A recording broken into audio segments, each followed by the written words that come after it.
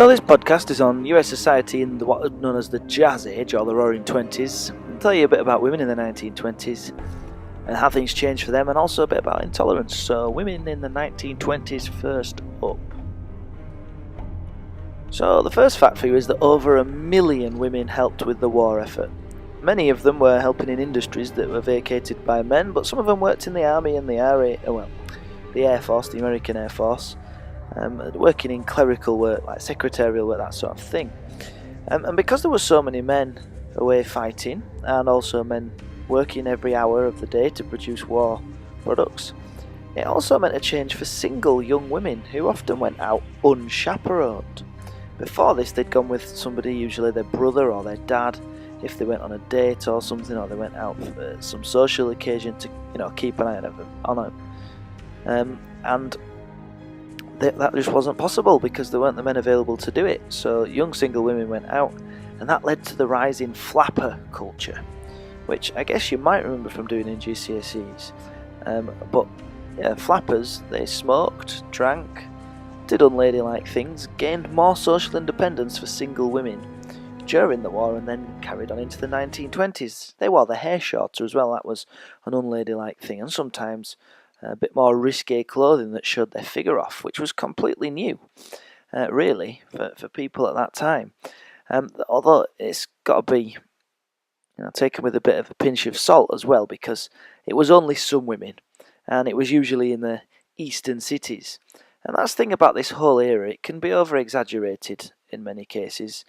People think the Roaring Twenties and they think of things like flappers, but it's because it was a huge change, but it was only a huge change for a small section of society. And soon as those women found a husband and got married, their flapper days were over. So it was a short-lived thing even for the women themselves. But one huge thing that came out of the war was the 19th Amendment to the Constitution, which gave women the vote. That was in 1920, but in 1920 only a handful of women were politicians. There was, of course, the first female state governor. So a state governor is like the lead position in a particular state. She was called Nellie Taylor Ross of Wyoming. But yeah, like I say, women did vote, but not so many women got into politics. Women tried to get an amendment called the Equal Rights Amendment passed, which would have given them equal status to men under the law, but they failed to get it through, which might be seen as understandable because Congress, the Senate, and the presidential team, Congress, the Senate, the presidential team, and the Supreme Court, should I say, so all areas of American government were all packed with men. But you could also say those women who were just left in the stereotypical role of a housewife, even their lives changed in the 1920s because of the availability of labour-saving devices. Things like, the fridge helped as well for keeping food safe, vacuum cleaners. All these new things helped to make their lives a little bit easier. And there were also some women superstars, which came with the cinema. The most famous female superstar was Mary Pickford. And that's just some examples, but if we look at employment, well, by 1930, and we know what happened by 1930, the Great Depression, even by 1930, 2 million more women were employed than had been in 1920. So that was often in low-skilled, low-paid jobs. And I must also add that there were only 4% of university professors were women, but still 2 million more women had jobs than before.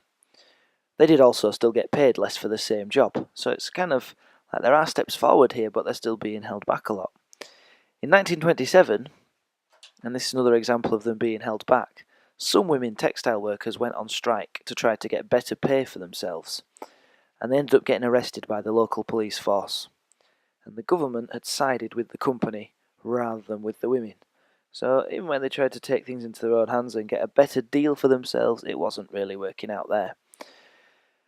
Birth control is another thing, because backstreet abortions were absolutely rife.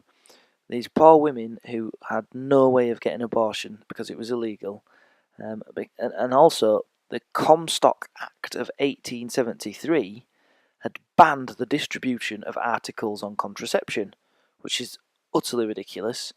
A lady called Margaret Sanger purposefully went against this banning of articles on contraception and set up the first ever contraception clinic.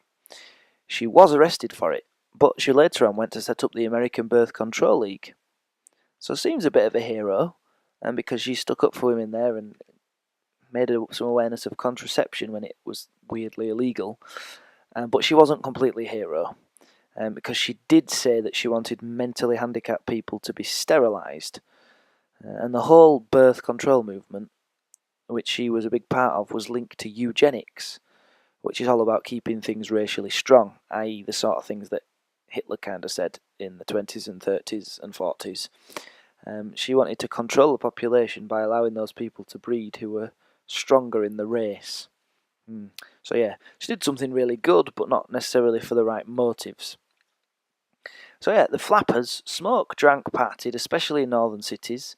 They were not entirely popular. I should have also mentioned that some women formed the Anti-Flirt League, or some anti-flirt leagues, to combat this new movement of women. Historians interpret the rise of the flapper in different ways. For example, Lucy Moore in 2007 stated that it gave women newfound freedom, although they did have to give up the flapper lifestyle when they got married, as I mentioned. And Lucy Moore agrees with me on that one.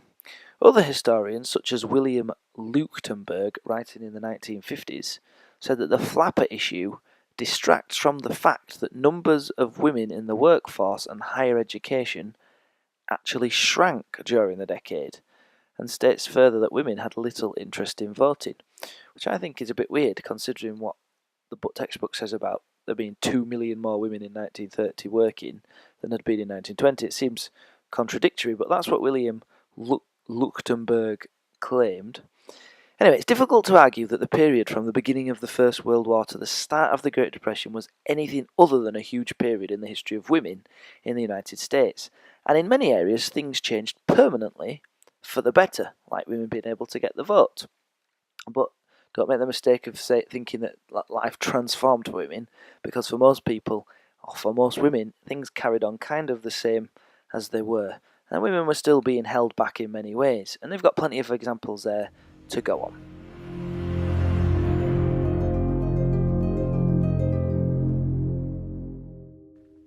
We also need to be aware about American society and leisure time and how that was changing.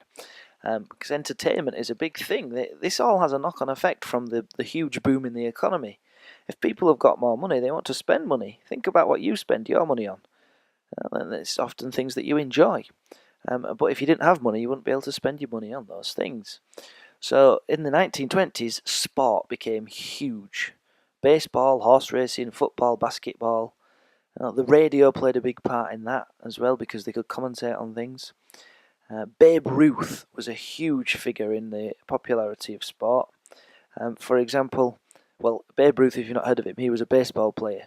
He did drink and smoke in public, and that did influence others, made drinking and smoking a bit more popular. But he really helped to make baseball popular. He broke all sorts of records, and he was obviously a bit of a character as well. 145,000 people attended the boxing match between Jack Dempsey and Gene Tunney. 145,000 people. I'm guessing that most of them couldn't actually see the boxing, not very clearly anyway.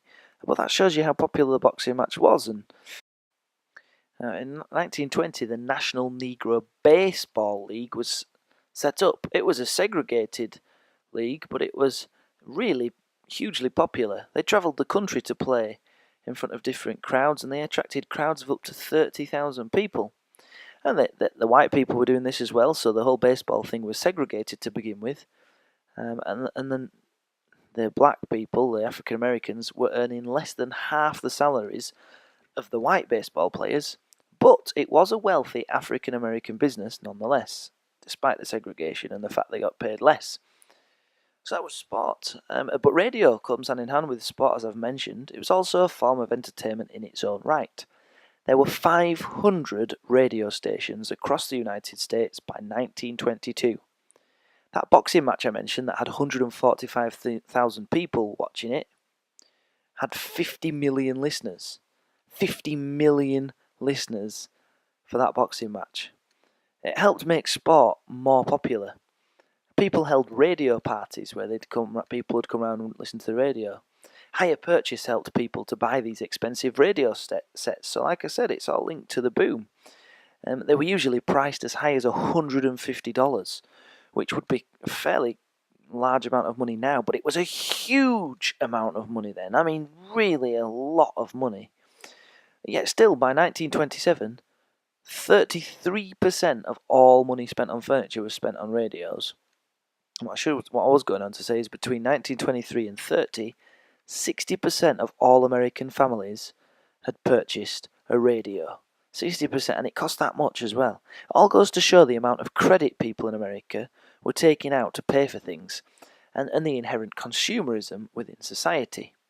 On the subject of consumerism, there's also advertisements and radio, which helped convince people they needed things that perhaps they might have only wanted before. Advertisement sponsorship often paid for the programs that were being produced. And also, out of the home, there was cinema. The rise of Hollywood. And Hollywood, actually, if you want a statistic on the impact of society there, Hollywood employed more people than Ford did.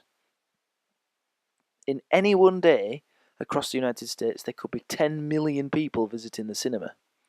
Famous idols like Charlie Chaplin or Clara Bow were just as rich and famous in their time as the superstars of Hollywood are now.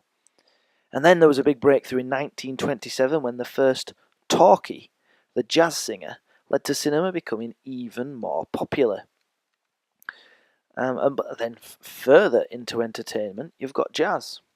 Black music originated in the black, well, as part of black culture, and for the first time, black music became popular with all of society. And for one of the first times in US history, white people in many ways looked up to and respected black musicians. You did have the bizarre scenario sometimes in a club where black people weren't actually allowed into the club, but there'd be a black jazz band playing on the stage because they were so popular. Some cities, though, went so far as to ban the public performance of jazz. Like New York banned jazz, Cleveland banned jazz, but that actually only served to make it more exciting to young people and actually made it more popular. So jazz became a huge attraction in the 1920s.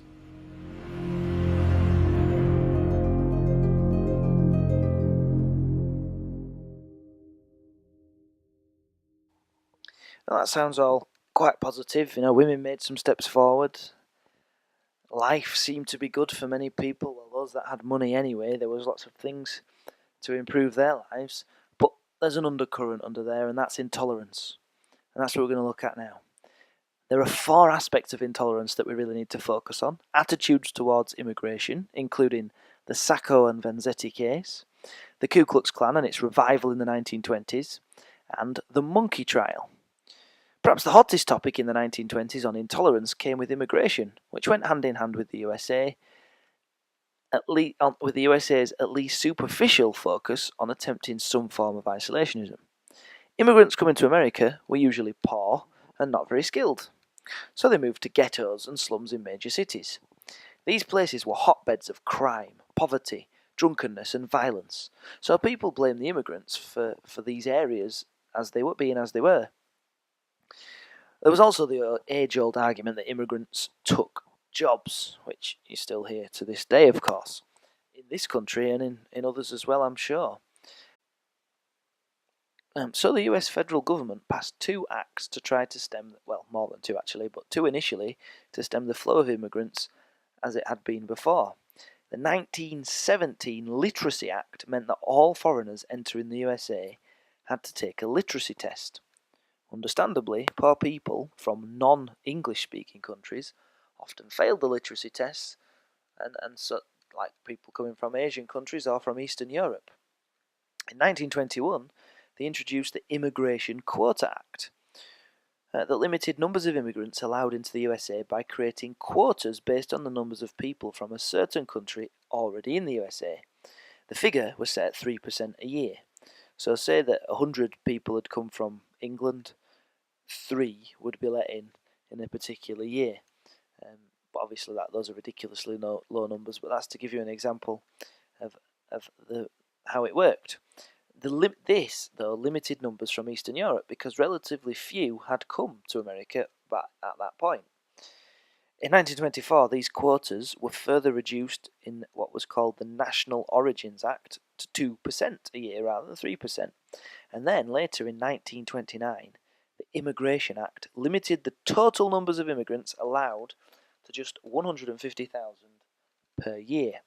But there were to be no Asians included in this 150,000 allowed, and 85% of the numbers were set to come from Northern and Western Europe, because it was all decided beforehand.